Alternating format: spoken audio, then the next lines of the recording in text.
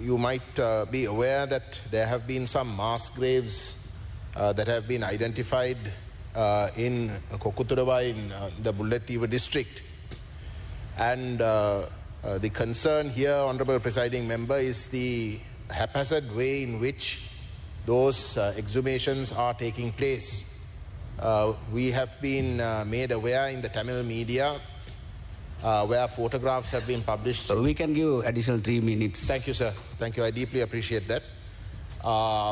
There have been photographs appearing in newspapers, in the Tamil media in particular, where heavy machinery have been used.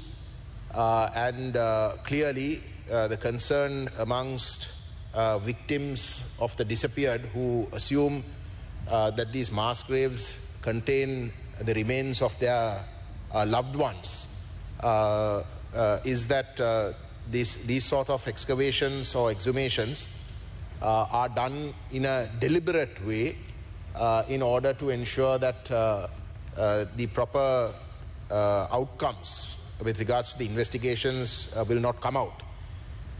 You being a lawyer yourself know that exhumations are a very particular form of forensics required, where expertise is generally needed. When I practiced as a criminal lawyer, know that the department on several occasions seek foreign expert advice and involvement on matters, and Sri Lanka, as far as these exhumations are concerned, mass graves and exhumations actually are found severely wanting. The track record of Sri Lanka's exhumations is shocking, Honourable Presiding Member. In fact, I wish to table today a report that has been jointly published by the Journalists for Democracy in Sri Lanka, Families of the Disappeared, CHRD, that is the Centre for Human Rights and Development, and the International Truth and Justice Project. It is titled Mass Graves and Failed Exhumations in Sri Lanka, published in June 2023.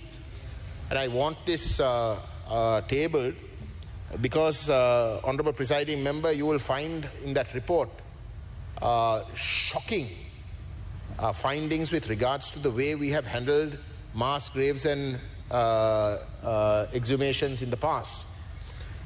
You see, all efforts to uncover the truth have been severely undermined. These are the findings of this report. Magistrates and forensic experts have been transferred abruptly if they were getting too close to the truth. Police delays carrying out judicial orders. Families and lawyers denied access to sites. No efforts are made to find live witnesses in the course of these exhumations. No antemortem data are collected. And almost on every occasion, or very rarely, where someone is convicted, they are presidentially pardoned. Classic example of that is the case in Chemmani.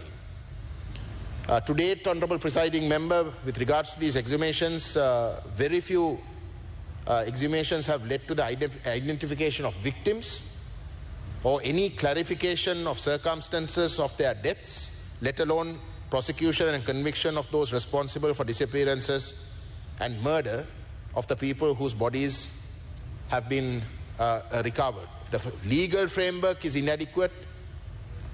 In 2016, the interim report of the Consultation Task Force on Reconciliation Mechanisms pointed to arbitrary procedures, lack of coordination between actors, and lack of mandatory involvement of consultant JMO, and deficiencies in part of investigations into suspected grave sites. And above all, Honourable Presiding Member, as we all know, the curse of the country is political interferences in almost all politically sensitive cases. A good example is with regards to the investigation into the Kalawanchikudi site, when it was assumed at the beginning that it was a LTT victim site, there was a lot of hurry. Things began to rush. Then they realized that it was a fellow called Muralidhar and Vinayagamurthy, formerly of the LTT known as Karuna, who was responsible to the whole thing. Everything came to a crash.